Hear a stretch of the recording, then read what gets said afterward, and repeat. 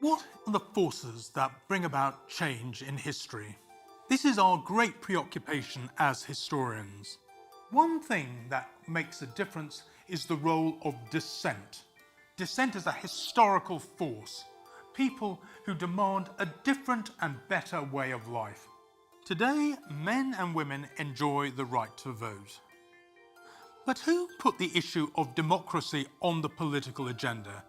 Who obtained that right to vote? The ideas of democracy, certainly for working people, emerged in the 1830s and 40s through the Chartist movement. This was a movement of workers who came up with a petition to Parliament with 6 points on it, the most important of which was that it demanded from Parliament that it introduce universal manhood suffrage.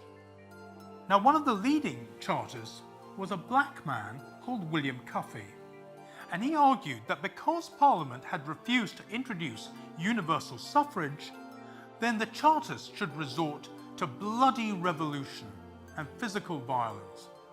For this reason, he was arrested and he was transported to Tasmania. But even there, as a prisoner, he continued to champion democracy and the rights of all people. That is the mark of a true historical rebel.